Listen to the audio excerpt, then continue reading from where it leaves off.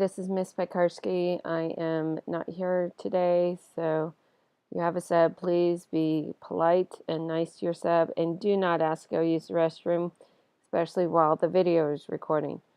All right, let's go ahead and get started. So initially, this is stuff that we went over on Friday. Some classes I was able to go through all of this. Some I was not able to go through all of this. So if you are in one of the classes that we already went through this example in class on Friday, ask the sub to fast forward the video for you.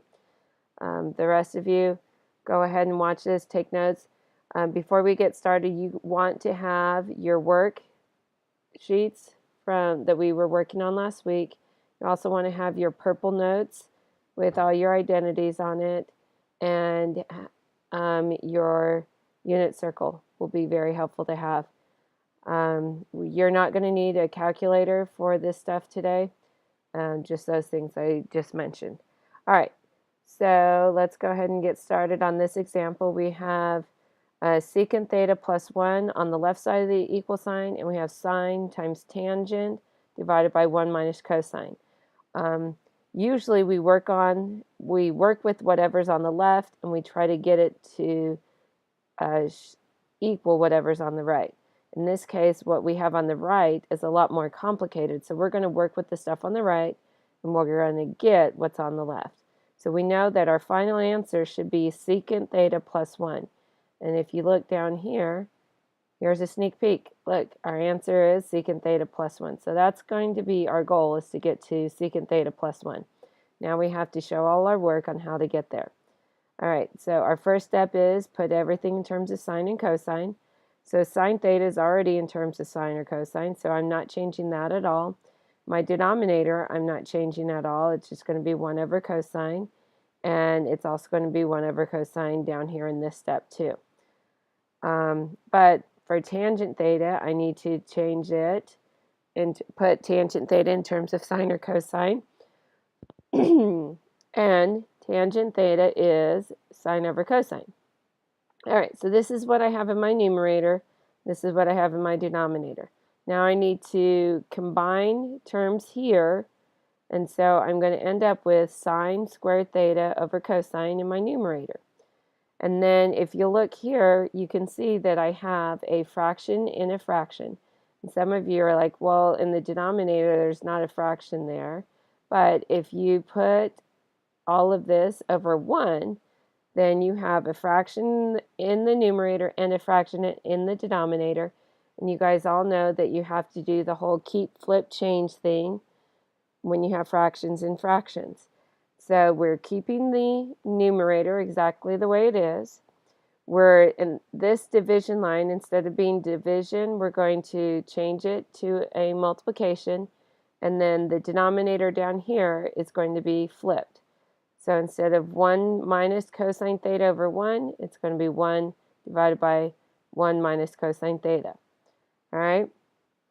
So now, in our denominator, we're just going to multiply straight across. So we're going to have sine squared theta times 1, which just leaves us with sine squared theta.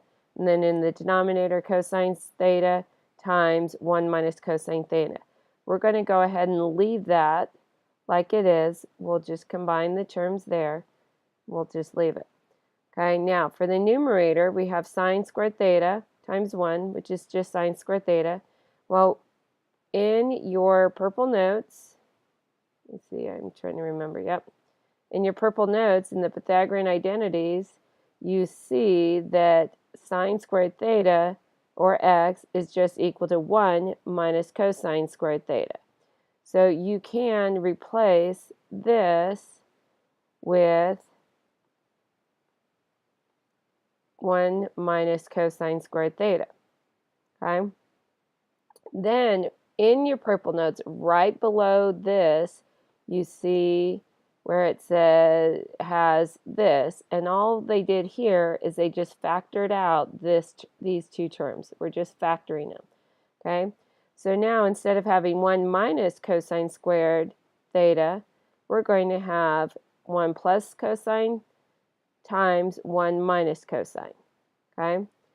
And in our denominator, we still have the cosine times 1 minus cosine. Now, some of you are already yelling, hey, we can factor, or we can simplify those or cancel those out. You're right, you can cancel those out. Okay, so now we're left with a fraction of 1 plus cosine theta in the numerator, and then cosine theta is in the denominator. And some of you guys have seen how I've taken one fraction and split it up and created two fractions. And normally I just draw a line straight down, and whatever's on the left is on its own, and whatever is on the right is on its own. But in the case, you can only do that when you're multiplying. Right here, we are adding instead of multiplying. We can still make two separate fractions, but we have to put the cosine theta in both denominators, okay? I know for some of you it's really confusing on how to do that. If you're still confused, ask me to explain it again when you come to class early on Tuesday, okay? But right now, just take my word for it. You can do that. When you split those up, the 1 over cosine theta just becomes secant theta, and then cosine divided by cosine is going to be plus 1. Okay? All right, so we're on page 293 now. I am not going to go over any of the other problems on 291 and 292. Those are homework. You guys have until Wednesday to get them done and turn the whole packet turned in. So you might want to work on that for homework tonight and tomorrow night. All right, so page 293, there's a little story and paragraph about some of the history of trigonometry. It's pretty interesting. At least I think it's interesting, but I am a math geek, so not everybody's going to find it interesting. All right, let's go ahead and get started with this section. In this section, we're going to kind of go over our coefficient identities, our even identities, and our odd identities. Okay, these, while we're going through some of the practice problems in the worksheet, you may be thinking, how is this possibly related to even, odd, and cofunction identities? I will kind of summarize a couple times throughout the unit, throughout this video, so just try to keep up and follow along what we're doing.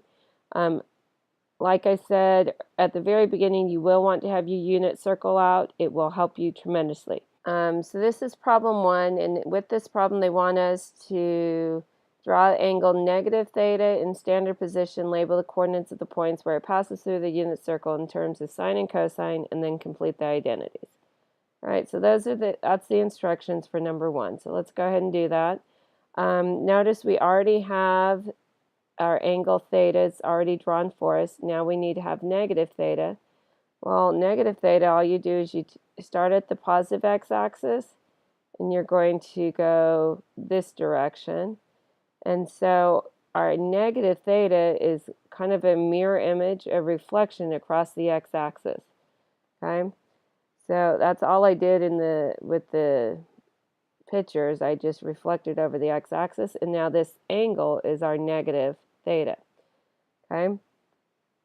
Now with negative theta here, instead of having cosine and sine for the coordinates for this point here, then down here I'm going to have cosine and negative sine, because in the fourth quadrant sine is negative. Okay, and then one thing that we're going to go over with all of this stuff in the unit circles is we're going to just remember whether our sine and cosine is negative or positive in each quadrant. So this should be easy for most of you guys. And so if I have an angle, and then instead of having the positive angle, it becomes a negative angle, you're going to have a situation like this, where instead of being in quadrant 1, where sine is positive, you would be in quadrant 4, where sine would be negative. Okay, so if that's the case, then your answer is just going to be a negative sine of whatever the angle is. All right? And then for cosine, if you make the angle negative, okay, So we started up here, but with a negative angle, we're going to be down here, but it doesn't change anything on cosine. So even though you have a negative angle here, it's still just going to be cosine theta. Right? Now for problem number 2, on the unit circle below, draw the angles of 180 degrees plus theta and 180 degrees minus theta in standard position. Label the coordinate points and do everything else that we did for problem 1. All right, so those were the instructions. Now, for the angle 180 degrees plus your theta, so this is 180 degrees plus theta would be to right here, okay? And then 180 degrees minus theta, we're going backwards a little bit, would end up being right here. All right, so remember with your reference angles, we just want the angle here and here. So for the top one, this is going to be the angle that's 180 degrees minus your theta. And then your coordinate points, because you're in quadrant 2, then instead of having cosine and sine like you have over here, you would have negative cosine and positive sine. And then when you have 180 degrees plus your angle, then you're going to be down here. And then in the third quadrant, both sine and cosine is negative. Okay. So now let's go ahead and figure out what these values would be. Notice that your green, I've coordinated these so that the green sections that are hidden in green are for this angle, and then the pink ones are for the top angles up here. Oops, that's not what I wanted to do. Oh well. All right, so now let's go ahead and figure out what is sine of 180 degrees plus theta. So we're going to be down here, and down here your sine is negative, so your answer is just negative sine theta. Okay? For cosine, 180 degrees plus theta, again you're down here, and cosine is negative, so it's just negative cosine. Okay? For tangent of 180 degrees plus theta, it's going to be negative sine divided by negative cosine. Because you have two negatives there, the negatives cancel each other out, and you end up with just tangent theta. All right, now for these angles up here, your cosine is negative and sine is positive. So if you're looking for sine 180 minus theta, it's just going to be sine theta. And then if you're looking for cosine of 180 degrees minus theta, you're going to have a negative cosine here. Okay? And then if you have 180 degrees, if you have tangent of 180 degrees minus theta, you would have sine divided by negative cosine, so you end up with negative tangent. Okay? And let's go on to problem number 3. With this one, we are going to deal with the angles of 360 degrees plus theta and 360 degrees minus theta. Okay, that's the instructions for number 3. And we have to figure out all these answers here. So notice that we have a repeat. So if I'm going to go 360 degrees and then plus another theta, I'm right back, or I have the original picture there. Okay? So this was for, this is for, there we go, 360 degrees plus theta is this angle. And notice your cosine and sine are still just cosine and sine. You haven't changed anything there. Down here, if you're going to go 360 degrees around and then back a theta, so minus theta, then we're down here. So this is for when, this is for when you have 360 degrees minus theta. Okay, and you end up being in your fourth quadrant again. And even though this time instead of just having a negative theta, we have 360 degrees minus theta, and we still have the same answers we had for our cosine and sine that we had for the first problem down here. Okay, instead of having a negative theta there. All right. So one thing that hopefully you'll figure out is that a lot of these are going to be coterminal to each other. Remember, that means you stop at the same spot. And so when you calculate these out, you end up with the same answers that you had over here for cosine and sine. Okay? All right, so let's go ahead and evaluate these. Again, excuse me, I'm tired.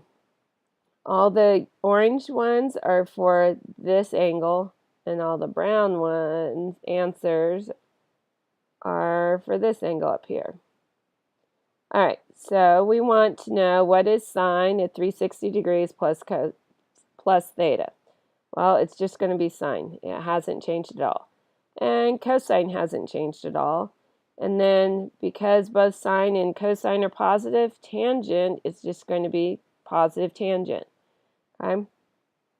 Now for down here, sine of 360 degrees minus theta is still going to give you negative sine theta, because that's what you have down here in the fourth quadrant.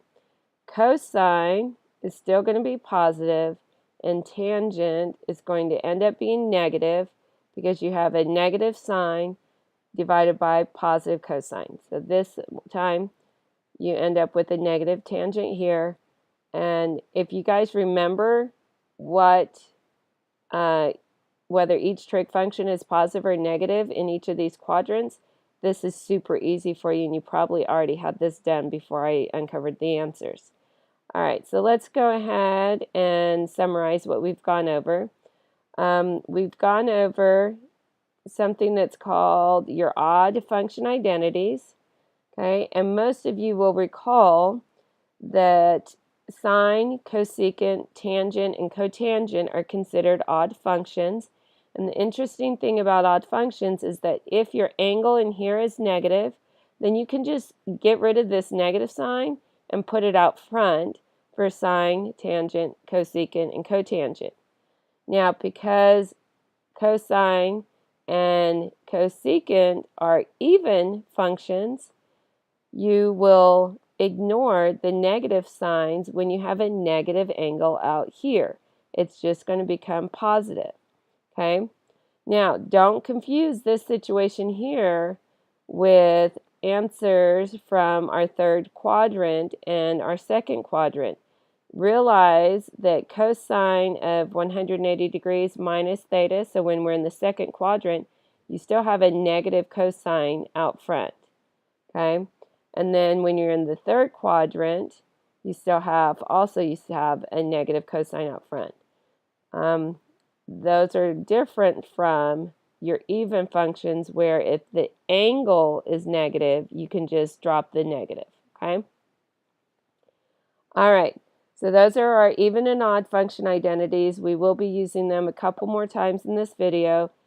Please try not to forget them. And if you do, go back to your purple notes to figure them out. All right. So reasoning abstractly, problem number 6, if cosine theta equals A and sine theta equals B, complete each statement using A and or B with the correct sign. Okay, so this is just a review. So we know with a negative angle here, you can just move the negative sign out front. And we know that sine theta is equal to B. So our answer here is just going to be a negative B. Okay? On here, sine of 360 degrees minus theta, we're ending up in our fourth quadrant. So again, we're going to end up with a negative B. All right, so let's stick with our sine functions. We have sine of 180 degrees plus theta. So with this one, we're in the third quadrant. And again, in the third quadrant, your sine function is going to be negative. So again, we have a negative b there. Now let's look for cosine. Cosine of 180 degrees minus theta puts us in the second quadrant, and cosine is also negative in the second quadrant. So our a here is just going to be negative. Now cosine of 360 plus theta puts us still in the first quadrant, so it's just going to be a positive a. And then tangent of 180 degrees plus theta. Let's see, we are in the third quadrant, and both sine and cosine are negative. So we're going to end up with a negative b divided by a negative a, and the negatives end up canceling each other out. So our answer is b divided by a. All right. For problem 7 and 8 on this worksheet, we're going to ignore those, and I want you guys to focus on what I'm doing in the video. So for this one, I just wanted to remind you about your graphs of sine and cosine. So this blue line in this picture is the sine graph, and the red line is the cosine graph. And when we were doing our unit on graphs, we talked about how I can take this red graph and shift it over pi over 2 units, or 90 degrees, and I get the other graph. Okay, and that works for both of them. So if you have cosine, and we're doing a shift of pi over 2, or 90 degrees, then I end up with my sine function. Okay, and then the same thing over here. If I shift to the left or right, 90 degrees, or pi over 2 radians, I end up with my cosine function. Okay, so the principle that you have there is your complementary angles. Complementary angles. Remember, if you add 2 angles together and they equal 90 degrees, those are complementary angles, and which leads you to your cofunction identities. Okay, the reason why, well, actually I have no idea why they originally named these cofunctions, but if you remember, complementary starts with CO, and so does cofunction. Okay, so cofunction angles, if you shift over pi over 2 radians or 90 degrees, you end up with your cofunction. Okay, that principle works for tangent and cotangent too. Notice my tangent and cotangent graphs don't look anything alike, but if I, come on, there we go. Oh my gosh, there. All right. If I change, so I'm leaving cotangent alone in this one, but I'm changing tangent by having pi over 2 minus x, okay? And then I get the same graph as I get for cotangent.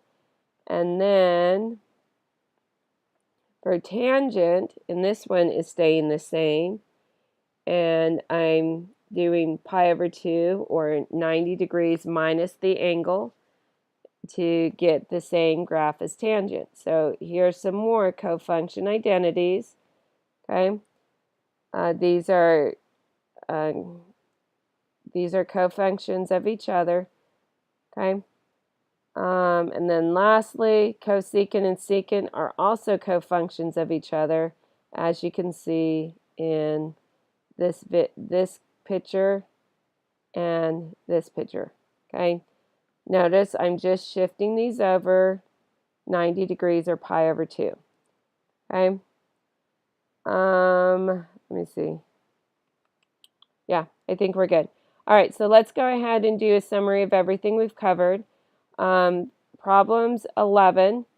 we know that cosine theta is 2 over 3. What is the value of each expression? Okay, so here's my cofunction identities. Use them in your purple notes. You have them, please use them. Okay, and I know that for sine pi over 2 minus theta is just going to give me cosine theta. So whatever cosine theta is here is going to be my answer here, since those are cofunctions. It's just 2 over 3. Now cosine of pi plus theta, okay, remember what we were doing earlier with our quadrants. If I'm here, and if this is my angle here, and I add 180 degrees or pi to it, then I'm going to go down here. Okay, so if I was in my first quadrant, but now I'm in my third quadrant, and the reference angles are the same, then this angle here, for cosine theta equaling 2/3, it's still going to be equal to 2/3, but it's going to be in the third quadrant, so it's going to be a negative 2/3. Okay, and lastly, finding sine of negative theta. Some of you are like, how the heck am I supposed to do that? Please remember all the things we learned about in our previous units and what we've kind of covered in this unit. If I know that cosine theta is 2/3, then x is going to be 2 and r is going to be 3.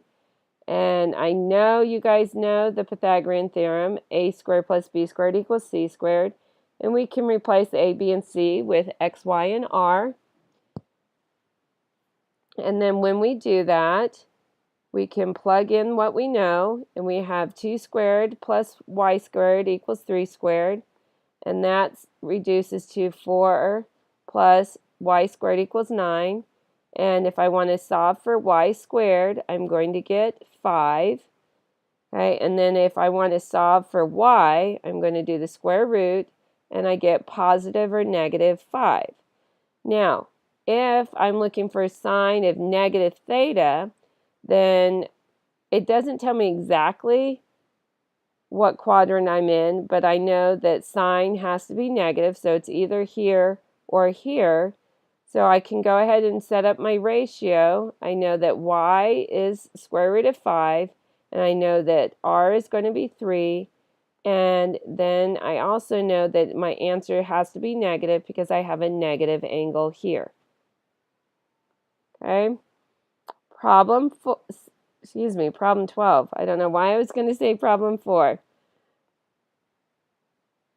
Let me center this a little bit better, just a little bit. All right.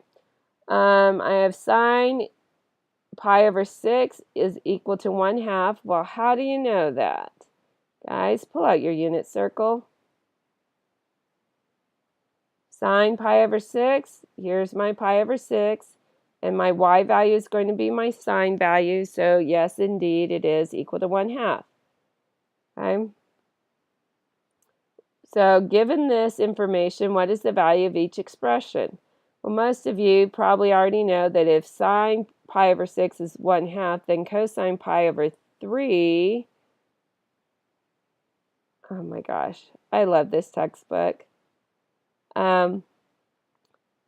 So pi over 6 and pi over 3 would just be 30 degrees plus 60 degrees, which would give you 90 degrees. So those are cofunctions. So you could use the whole cofunction principle, or you can just look at your unit circle that you have and go to pi over 3 and look at your x value, which means it's also going to be 1/2. Because those are cofunctions and because you can see it on the unit circle, then since this is 1/2, this is also going to be 1/2. And now 13 pi over 6. Hopefully you recall that on the unit circle, if you start here and you go all the way around, you're going to have 11 pi here over 6 here, Well, this would be 12 pi over 6, and then one more would be pi over 6, or 13 pi over 6. Those are coterminal. So that means that my answer is just going to be 1/2 again here. And then cosecant of pi over 6. Okay, we're at pi over 6. Cosecant is the reciprocal for sine. And do you guys remember how to do reciprocals? If my sine function is 1/2, then all I need to do is find the reciprocal, and it is 2. Okay.